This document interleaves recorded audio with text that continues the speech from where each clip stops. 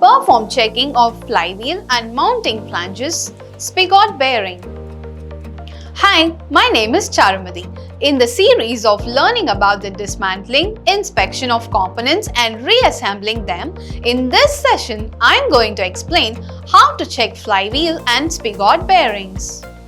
At the end of this demonstration, you will be able to inspect the flywheel and mounting flange, inspect the spigot bearing, tools and instruments required, trainees toolkit 1 number, torque wrench 1 number, box spanner kit 2 number, bearing puller 1 number, equipment and spares required, multi-cylinder diesel engine 1 number, materials required, tray 1 number, cotton cloth, kerosene.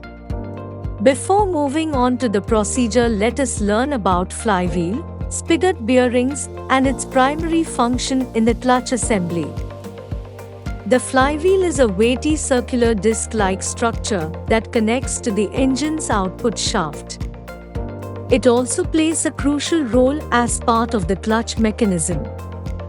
Its primary function is to facilitate the seamless operation of the engine by maintaining a consistent rotational motion within the transmission system. Essentially, the flywheel serves as a robust mechanical device designed to store rotational kinetic energy and deliver it to the transmission system as needed, thereby promoting the smooth functioning of vehicles.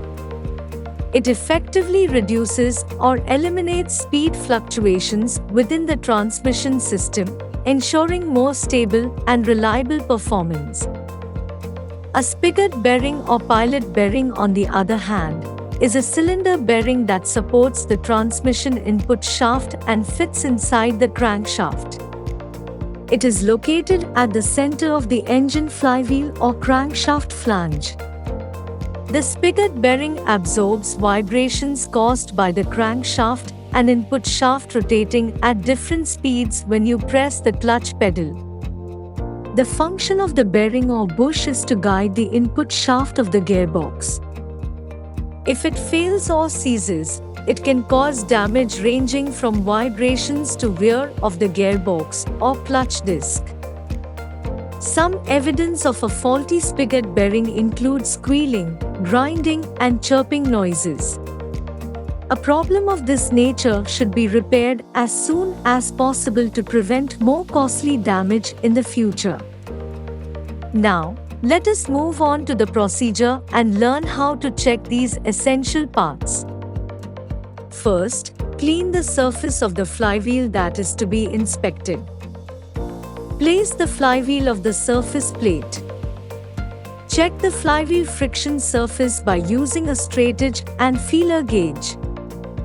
If the flywheel warpage is more than the specified limit by the manufacturer, then recommend for machining.